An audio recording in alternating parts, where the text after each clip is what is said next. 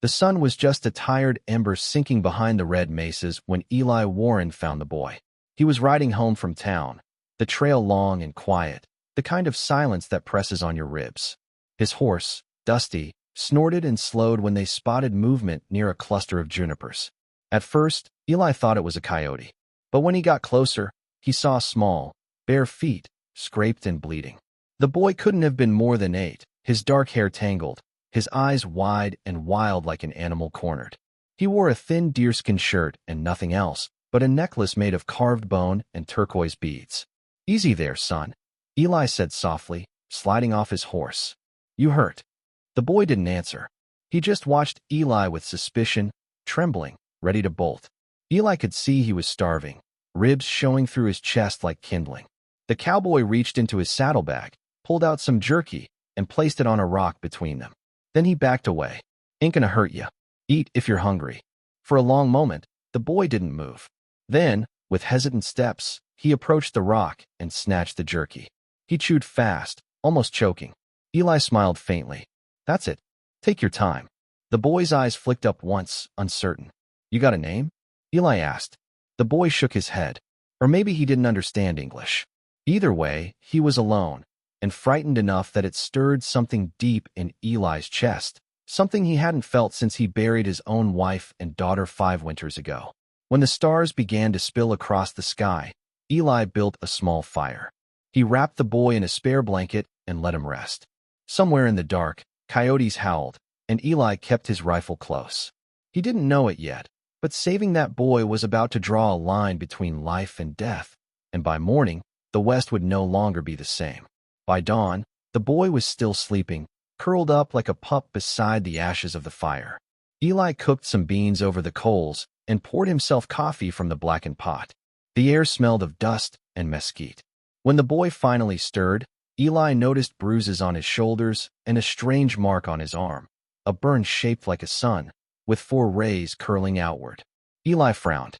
That wasn't a scar from nature. It was deliberate. "Someone done this to you?" he asked, pointing gently. The boy pulled the blanket tighter and turned away. Eli sighed. "All right, you don't gotta talk. We'll get you some food, clean clothes, and then figure out where you belong." He helped the boy onto Dusty and rode toward his ranch, a wide stretch of land near the Cimarron River, bordered by cottonwoods and old fence posts. He'd built the place with his own hands after leaving the cavalry. The war had ended, but he carried its ghosts. When they reached the ranch house, his hired hand, a burly man named Samuel Pike, came out of the barn. "What in God's name you got there, Eli?" "Found him half dead in the desert. Native boy. Looks like he's been through hell." Pike spat into the dirt. "You bringin' that trouble here? You know what the locals'll say." Eli shot him a look sharp enough to cut. "He's a child, Sam. You think I'm gonna leave him out there to die?" Sam muttered under his breath, but said no more. Eli brought the boy inside, gave him water, soap, and one of his daughter's old shirts. The boy's eyes softened a little as he looked around. The pictures, the quilts, the warmth of the hearth. It was as if he hadn't seen a home in a long time. When Eli handed him a bowl of stew, the boy whispered something, low, shaky, in a language Eli didn't understand. "What's that?" Eli asked. The boy pointed toward the north. Then, with his small fingers, drew a circle in the air, the same shape as the burn mark on his arm. Eli's skin crawled. Something about that mark, and the way the boy kept glancing toward the horizon, made the air feel heavier. And just before dusk, while Eli was fixing the fence, he saw movement far away. Shadows on horseback, standing still at the ridge. Watching, Eli stood by the fence post, squinting into the orange glow of the dying sun. At first, he thought his eyes were playing tricks on him. But no, there they were. 3 figures on horseback, just silhouettes against the ridge, unmoving, their horses outlined by the dim light. He felt the same tingle he used to get before ambushes during the war, that primal sense of being watched. He slowly set his hammer down, his hand resting near his revolver. The wind carried faint sounds, a distant drumbeat, low and rhythmic. Then, silence again. When he blinked, the riders were gone. By the time he got back to the house, the boy was sitting on the porch, staring north again. His little hands gripped the railing, knuckles white. Eli sat down beside him. "You seen those riders too?" he asked softly. The boy nodded once. Then he pressed his small palm over the burn mark on his arm and whispered something like a prayer. Eli didn't understand the words, but he recognized the tone, fear mixed with guilt. Inside, Sam Pike was pacing the floor, his face tight. Eli, I ain't comfortable with this. You saw them, didn't you? Injuns. They've been watching the ranch since noon. I saw, Eli said. Could be scouts looking for the boy's people. Sam shook his head. Or could be the ones who want him dead. You ever think of that? Eli glanced at the boy again, who was now sitting silent in the doorway. Ain't gonna hand him over to anyone till I know who's who. That night, a storm rolled in, lightning clawing the sky, thunder booming across the plains. Eli checked the stables twice, made sure the doors were bolted, and set his rifle near his bed. Around midnight, he woke to the sound of footsteps outside. Slow. Careful. He reached for his gun and moved to the window. In a flash of lightning, he saw figures again, 5 of them this time, standing by the gate. Their faces were painted, their eyes glinting like mirrors. Eli opened the door, the rifle steady in his grip. Who's there? He called. No answer. Only the wind and the crack of thunder. When the next bolt lit up the yard, the figures were gone again, but the front gate now stood wide open, swinging back and forth. And beside the porch steps, something had been left behind. A small totem carved from bone, with a sun's symbol etched into its chest. The same symbol that burned the boy's arm. By morning, the storm had cleared, but the land felt different, quieter, heavier. The air smelled like rain and ashes. Eli found the boy sitting by the hearth, clutching the bone totem. He was crying silently, though his face showed no tears, only that hollow stare children get when they've seen too much. Hey, Eli said, crouching beside him. What's this mean, huh? They your people? The boy looked up, then drew his hand across his throat in a swift motion, a warning. Eli frowned. They want to hurt you? The boy nodded. Sam Pike, overhearing, cursed under his breath. I told you, Eli. We should ride into town and let the sheriff deal with this. Ain't our problem. Eli stood. You think the sheriff's gonna help? The law don't care about native kids. They'd throw him in a cage, or worse. He stays. Sam muttered. Then we're as good as dead. That evening, Eli saddled Dusty and rode toward the ridge, hoping to find where the riders had gone. The land stretched endlessly, brush, dust, and wind-swept silence. But halfway through the canyon, he found something that made his blood run cold. Tracks, small footprints, the same size as the boys, but next to them, drag marks, as if someone had been pulled through the sand. And beside them, the remains of a campfire with bones still smoldering. Eli crouched, touching one of the charred bones. It was human. Then he saw the carvings on a nearby rock, symbols like suns, circles, and what looked like chains. Beneath them, painted in crimson pigment, was a handprint, small, like a child's. The boy's hand. When Eli rode back home, night had already swallowed the plains. He burst through the door and called out, Sam. The boy. He froze. The house was dark, the table overturned, the lamp shattered, and on the floor blood. Not much, but enough. Then, from the shadows, the boy appeared. His face streaked with dirt, his hands trembling. He held Eli's knife, the blade slick with red. Eli knelt slowly. Son, what happened? The boy shook his head violently and pointed toward the barn. Eli ran. Inside the barn, Sam Pike was hanging from a rafter by a rope, eyes open wide, tongue swollen. His boots dangled inches from the ground and burned into the wood beside him, the same sun symbol again. Eli stood frozen beneath the hanging body, rainwater dripping through the barn roof, tapping like clock hands against the dirt. Sam's eyes stared blankly toward the doorway, his face twisted in something between fear and disbelief. Eli's breath came slow, heavy. God help me, he muttered, cutting Sam down. He checked for a pulse even though he knew there was none. The boy stood at the doorway, the knife still in his hand. His small chest heaved. Eli approached carefully, palms raised. You didn't do this, did you, son? The boy shook his head, eyes wide. Then he dropped the knife and backed away, trembling. Eli crouched, picking up the weapon. The blood on it was dry. He turned toward Sam's body again. Something was off. The cut on Sam's shirt, the bruises on his neck, it wasn't from struggle. It was ritual. The symbol on the wood confirmed it. Whoever killed him wanted it seen. Eli sighed through his teeth and looked at the boy. You brought something here, didn't you? Whatever's after you, they ain't stopping. The boy whispered something faint. One word, maybe two. Eli couldn't catch it, but it sounded like Toka Sura. What's that mean? He asked. The boy only pointed north again, toward the open desert. By sunrise, Eli buried Sam near the cottonwoods, marking the grave with a wooden cross. The boy stood beside him, silent. As they walked back to the house, Eli noticed smoke on the horizon. Black, thick, rising from somewhere far off. Maybe a camp. Maybe worse.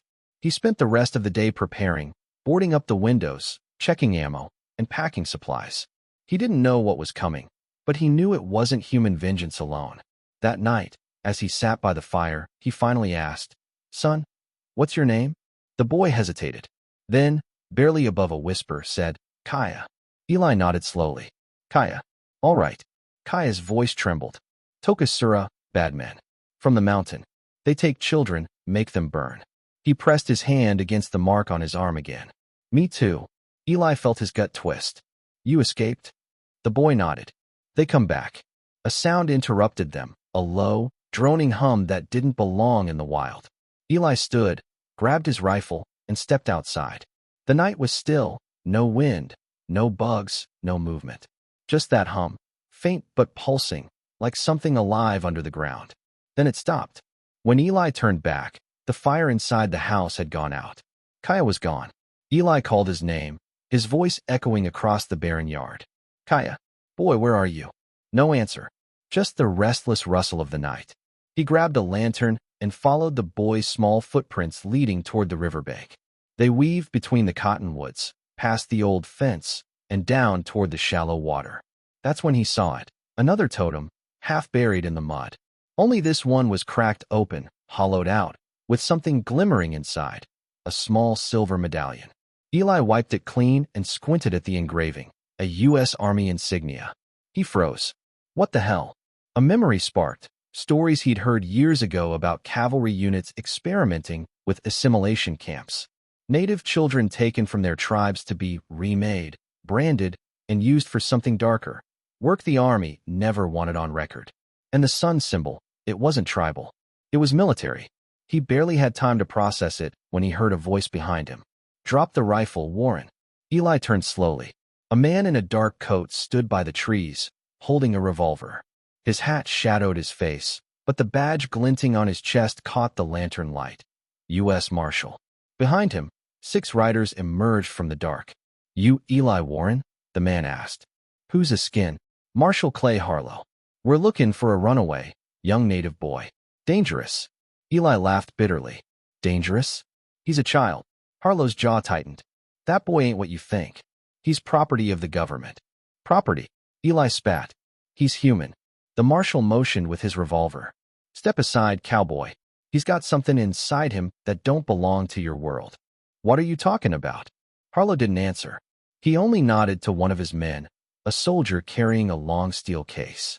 The kind Eli had seen back in the war, the kind that held more than rifles. Eli's hand twitched near his gun. "You ain't talking him." "Then you're making yourself a traitor," Harlow said coldly. Before Eli could blink, a shot rang out. A bullet tore through his shoulder, spinning him to the ground. Kaya screamed from the trees. "No!" A sudden gust of wind ripped through the clearing, strong enough to snuff out the lantern.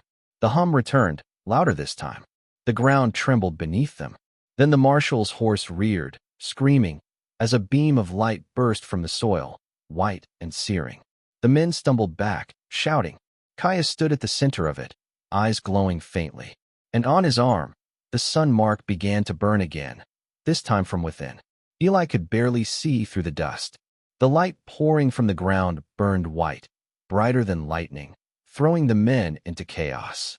Horses screamed and bolted into the trees. The marshal shouted orders no one could hear over the roar. Then, as suddenly as it came, the light went out. The clearing plunged into silence, the kind that hurts your ears. The ground smoked faintly where the light had been, and the smell of scorched metal filled the air. Kaya was on his knees, shaking. The mark on his arm glowed dull red, like a coal cooling in ash. Eli staggered up, his shoulder throbbing. He reached the boy, pulled him into his arms. "You're all right, son. You're all right." The marshal and his men were gone, vanished. Their tracks ended at the ring of blackened soil. The steel case lay open in the dirt, empty. Eli dragged it back to the ranch at dawn, his mind running in circles. Inside the case, he found what looked like a map, water-stained and half-burned. It showed a series of sites scattered across the frontier, circles drawn around mountain ranges, canyons, rivers, each one marked with the same sun symbol, and written across the top in faded ink, Project Dawnfire. He didn't sleep that night. He sat by the window with a bandage on his shoulder, staring out at the horizon. Every few minutes he'd glance at Kaya, who slept fitfully by the fire, mumbling in his own language. When the first light of morning touched the land, Eli's heart froze. Far out across the plain, in the direction of the ridge, figures moved. Not a handful this time, but dozens, then scores. A line of riders stretched as far as he could see, the early sun flashing off spears and rifles. Kaya woke with a start. He ran to the window and whispered, "Toka Sura, they come." Eli loaded his rifle. "Then we stand." He didn't know if they were soldiers, tribesmen, or something else entirely. He only knew they came for the boy, and that he wasn't about to hand him over. The first riders reached the far fence by noon. They didn't attack. They just sat their horses in silence, hundreds of them, faces painted, some carrying banners stitched with that same burning sun emblem. Between them rode men in uniform, army coats without insignia, their hats pulled low. One of them raised a hand and called out, "Eli Warren, you have something that belongs to us." Eli stepped onto the porch, rifle in hand. Kaya stood beside him, small and shaking but defiant. "You want him?" Eli shouted. "You tell me what you did to him first." The man on horseback hesitated. "That child is carrying something our world isn't ready for. Let us take him, and you'll live." Eli spat in the dirt. "You'll have to take him over my dead body." The riders stirred. For a moment it seemed the whole world held its breath. Then Kaya spoke softly, almost to himself. "They will burn everything." And the wind began to rise again, whirling dust and ash around them. The hum deep under the earth returning, slow, steady, unstoppable. The wind whipped across the plains like a living thing, carrying dust, the smell of sagebrush, and something metallic, like blood in the air. Hundreds of riders waited just beyond the fence, unmoving, as if the sun itself had frozen them in place. Eli crouched low on the porch, rifle tied in his hands. Kaya stood beside him, trembling but staring north toward the riders. The sun mark on his arm glowed faintly, pulsing in rhythm with that low, underground hum. "You feel that?" Eli asked. Kaya nodded. "They come, but they fear him too." The first rider shifted, then another, and another. Their horses pawed the ground nervously, hooves kicking up dust clouds that glimmered in the early light. Eli's heart pounded. He could count them, maybe 100 at first, then more than 200. One of the uniformed men rode forward, his coat flapping in the wind. "Eli Warren, step down from that porch. Hand over the boy." Eli's voice was steady, but every nerve screamed. "He's not yours. He's a child, and you've already burned too many of his friends." The man laughed, a sharp, hollow sound. "Friends? This is bigger than you, Cowboy. Bigger than all of us." Kaya whispered something Eli didn't understand, then placed his small hand on Eli's shoulder. The glow from the mark on his arm flared, brighter than the rising sun. Suddenly, a shockwave pulsed from the boy, knocking Eli off his feet. Dust and sand swept across the ranch, tearing at the porch boards. The riders stumbled, some thrown from their horses. A few shields and rifles flew into the air, spinning like rag dolls. Eli scrambled to his feet, staring at Kaya. The boy's eyes were glowing now, amber like molten fire. His small hands lifted, trembling, and the ground around him cracked, the earth splitting in jagged lines that ran toward the approaching riders. "Run!" Eli shouted. But Kaya didn't move. The shockwave hit the first row of riders, throwing them into the dirt. Horses screamed. Uniformed men were hurled into the air. A roar, part wind, part something unearthly, echoed across the plains. And then Eli saw it. The riders behind the first rows stopped moving entirely, as if frozen. Some were still in the air, suspended by that invisible force emanating from the boy. Kaya looked at Eli, voice calm but trembling. They were meant to take me. But they didn't know I could fight back." Eli's mind raced. What are you?" The boy didn't answer. Instead, he pointed north, toward a distant canyon. The hum under the ground intensified. The sun mark burned bright, illuminating the cracks in the earth beneath them. From the fissures, pale, ghostly forms began to emerge, shapes that seemed like men, then beasts, and then something entirely alien. They rose silently, like shadows that had been waiting for centuries, their eyes glowing faintly in the morning light. The riders screamed, some firing guns into the air, others trying to flee. But the forces emerging from the earth were faster. They surrounded the riders, dragging some into the fissures before they could even react. Eli grabbed Kaya. "We're getting out of here. Now." But the boy shook his head. "No. They need to see." Eli followed his gaze. Beyond the ridge, hundreds more riders waited, their eyes wide with fear. And above them, a dark shape loomed, something that shouldn't exist in the open sky, massive and impossibly fast, circling as if hunting. Kaya's mark flared brighter than ever. A wave of energy pulsed outward, and the earth swallowed the first line of attackers completely. Screams, shouts, and the cracking of bones echoed across the plains, then ceased abruptly. The remaining riders stopped, frozen by the sheer power radiating from the boy.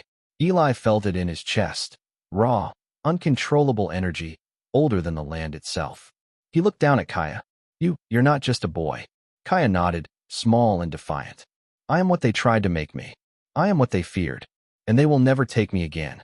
By midday, the ranch was silent. The ground bore deep cracks and scorched marks where the energy had erupted.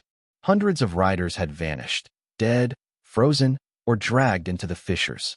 Eli looked around, awe and fear warring in his chest. And then he saw the distant horizon. Figures were moving again, far off in the mountains. But this time, they didn't come on horseback. They were walking, slowly, deliberately, hundreds more. Kaya turned to Eli. "They are coming. All of them. But now we are ready." Eli's hand rested on his rifle, heart pounding. "Then we fight. Together." The boy raised his hands, the sun mark glowing brighter than ever.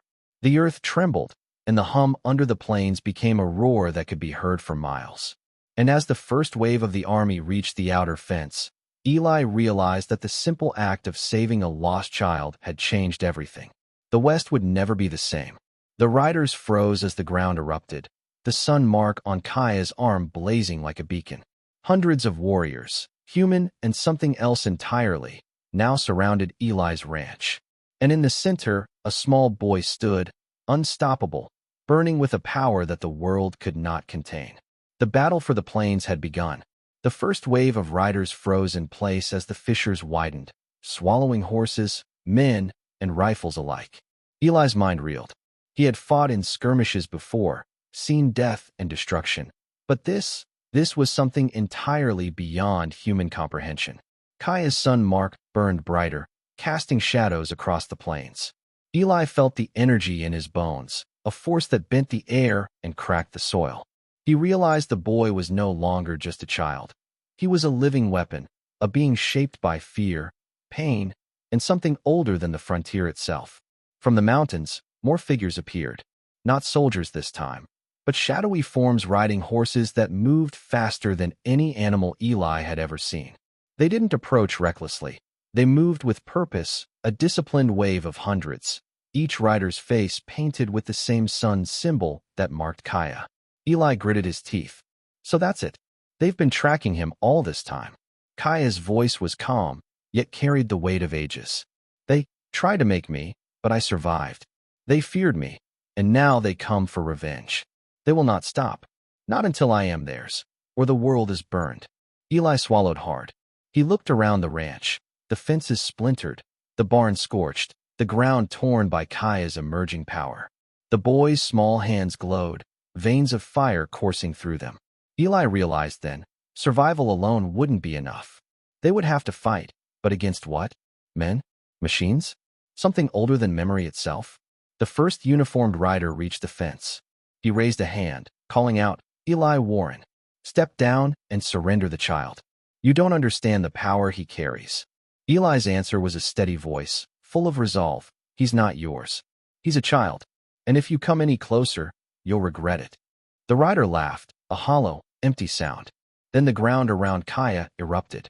Fissures opened like teeth, swallowing the first line of attackers. Horses screamed as they fell. Dust and fire swirled, blinding everything. Eli shielded his eyes, the roar of energy drowning out even the riders' screams. When the dust cleared, Eli saw that hundreds more had been drawn to the edge of the fissures, frozen in place. Kaya's mark glowed like molten gold, pulsating, and the boy's small frame trembled with raw, uncontained power. And then it began, the revelation. From beneath the fissures, pale figures rose, soldiers and children alike, twisted and broken by experiments, remnants of Project Dawnfire. They were human, but their eyes glowed faintly, bodies contorted, powers half-realized. Kaya raised a hand, and they paused, as if recognizing him as both leader and kin. Eli stumbled back, horrified. You're controlling them? Kaya's voice rang clear, steady, commanding. Not controlling, remembering. They were taken, just like me. But they are mine now, and the ones who made them will pay. From the mountains, more riders surged forward. This time, Eli saw the truth. Uniformed soldiers riding alongside native warriors, hundreds strong, all bearing the sun symbol. They had come for Kaya, to reclaim what they believed was theirs. Eli looked down at the boy. We can't hold them all, son. Kaya's eyes burned with fire. We don't have to. They fear what I am. The plains themselves will rise if they try. And then the earth shook again. From every fissure, every crack, every shadowed canyon, more figures emerged.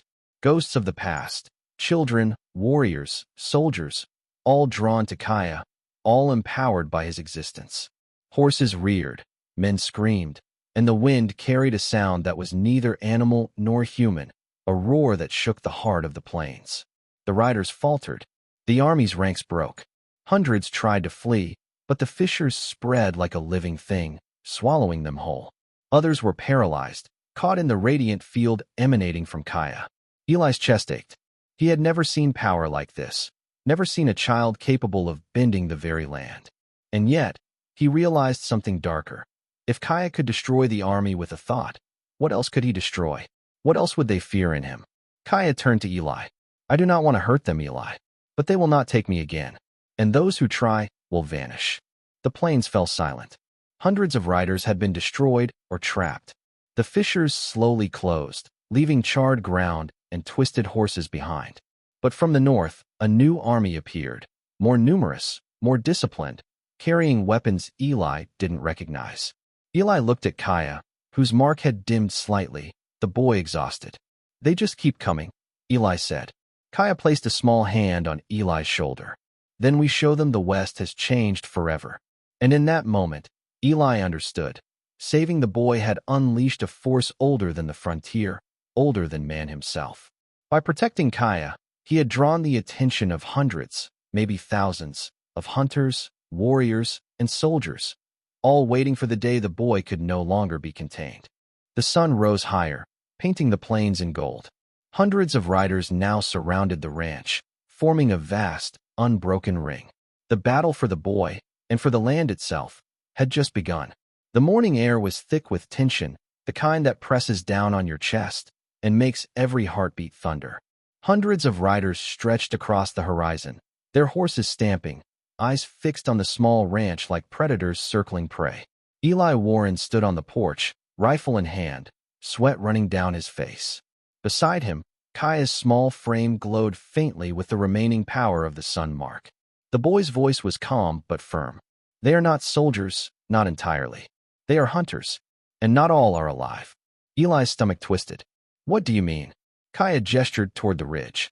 Project Dawnfire, they experimented on children. They burned some to control the power within. Some survived like me, but others, they became shadows. Ghosts of fear. They obey those who hurt them, until they see me. Then they remember who they were. Eli's eyes widened. You're telling me, half of them aren't human? The boy nodded, his small hand pressed to the burning mark. Some are dead, but they walk. They serve the ones who burned them. That's why they came. From the ridge, a figure rode forward, larger than the rest, mounted on a black stallion, face hidden by shadow. Uniformed, but unlike the others, his coat adorned with strange symbols. The sun symbol burned into his chest. Eli Warren, the man called out. His voice carried across the plains like a whip. Step down. Hand over the boy. You cannot stop what you do not understand. Eli gritted his teeth. He's not yours. He's a child. The man laughed, sharp and cruel. Not a child. A weapon. And we are the makers. Hand him over, and perhaps your life will be spared. Kaya stepped forward, small but unyielding. I am not yours. Never again. The earth beneath the riders trembled. Fissures cracked open, snaking toward the front lines. Horses reared and stumbled. Some riders were thrown into the jagged cracks. The figures that had once been human now surged forward, glowing faintly. Children, soldiers, warriors, all drawn to Kaya, all empowered by his presence. The black-coated man raised a hand, and the remaining riders formed a disciplined wall, weapons raised, but the air itself seemed to push against them. Eli saw them falter, unease rippling through the ranks. Kaya's voice rang out, not just spoken but felt, vibrating through the plains. You took everything from us. Our names, our families, our lives. But you cannot take me. You cannot make me what I am not. The ground shuddered violently. The fissures widened, swallowing horses, rifles, and men. The black-coated figure screamed, his voice lost in the roar of the earth. Eli watched as hundreds of riders vanished, dragged into the fissures, swallowed by the power Kaya had unleashed. But the man on the black stallion remained, shielded somehow. Kaya turned to Eli, exhaustion in his eyes. He is different. The one who made me. The one who knows how to control the fire. Eli's jaw tightened. Then we end it. Now. The boy raised both hands. The sun mark flared like a miniature sun. A wave of light and energy rippled across the plains, bending metal, cracking wood, and flattening the ranks that still stood. The black-coated man was thrown from his horse, but landed on his feet, shielded by something Eli could not see. You cannot win, the man shouted. I am the architect. Kaya's voice was steady. And I am the child you burned. I am what you feared. And I am free. With that, the boy slammed his hands into the ground. The final fissure opened like the maw of a giant beast. The black-coated figure, his soldiers, the remnants of the army, all were pulled down. Eli watched in stunned silence as the earth swallowed them, the sound echoing like the world itself crying. When the dust settled, the plains were silent. Horses and men were gone. The earth had healed, leaving the ranch standing in a ring of scorched but quiet land. Eli fell to his knees, exhausted. Kaya approached him, small hands trembling but steady. It is over for now. Eli looked around. Hundreds of riders had once surrounded the ranch. Now, not a single figure remained. He placed a hand on Kaya's shoulder. You're safe. For now. But the world, they will never stop hunting what they do not understand. The boy looked north toward the mountains, eyes still glowing faintly. Then we will be ready. We are no longer just children or cowboys. We are the guardians of what they cannot take. Eli nodded, a heavy weight on his chest. He knew the West had changed forever, and he knew that saving a lost child had unleashed something neither man nor nature could ever contain. The sun rose higher, painting the ranch gold. The plains were empty now, but the scars remained, a reminder of the hundreds who had come, the hundreds who had sought to claim the boy, and the power that had protected him. And in the center of it all, a small boy stood, glowing with a fire that would never be extinguished. The West would never forget the day Eli Warren saved a lost native boy, the day hundreds came to take him and vanished into the earth itself. The plains were quiet now, but the silence was heavy, like the world itself was holding its breath. Eli Warren stood on the porch of his ranch, his shoulders still bandaged, the rifle lying across the boards at his feet. The sun shone harsh and golden, revealing every scar in the earth where the fissures had opened, every splintered fence post, and every scorched patch of soil. Dust hung in the air, sparkling faintly, as if holding onto the memory of the chaos that had erupted just hours before. He looked at Kaya, standing a few feet away, small but resolute, the glowing mark on his arm now dim, but still pulsing faintly with latent energy. The boy's hair was matted, dirt streaked across his face, but his eyes held the same fire Eli had seen the moment he found him lost and starving in the desert. That fire, the power, the fury, the defiance, had saved them both and destroyed hundreds who had once threatened to take the child away. Eli remembered the beginning. The boy, trembling, alone, ribs showing, a burned mark etched into his arm. And now, he was more than a boy. He was a force older than the land, a child who had survived human cruelty and harnessed it, transforming fear into power beyond comprehension. Eli's heart ached, pride, awe, and fear all tangled together. The ranch was in ruins, but it was theirs. For now, the barn was charred, fences torn apart, the stables half collapsed. Dust and ash lay across every surface, remnants of the battle that had erased the hundreds of riders who once surrounded them. Eli walked carefully across the land, scanning for signs of life. He found horses buried in shallow fissures, some burned beyond recognition, others missing entirely. Ghosts of the army that had tried to claim Kaya lingered in memory alone. Kaya followed him silently. His voice, when it came, was soft but steady. They will return. Eli shook his head, crouching to examine the cracks in the earth. Son, they came in hundreds. They were soldiers, hunters, men, children, something else. They've been trying to take you your whole life. And you defeated them. The boy nodded. I survived. I am not what they made me. But they fear me, and that fear will always bring them back. Eli exhaled, running a hand over his face. I don't know if I can protect you forever, not from what they are or what they might become. Kaya's eyes glimmered with a mixture of defiance and weariness. You don't have to. I am ready. Eli looked at the distant mountains, still faintly hazy with smoke from the last battle. Ready? You're still a child. But I am also what they feared, Kaya said, gesturing to the faint glow of the sun mark on his arm. I am the witness, the survivor, the one who remembers everything. Eli remembered the first time he saw the mark, a burned sun on the boy's arm, a symbol of cruelty, ritual, and something older than human memory.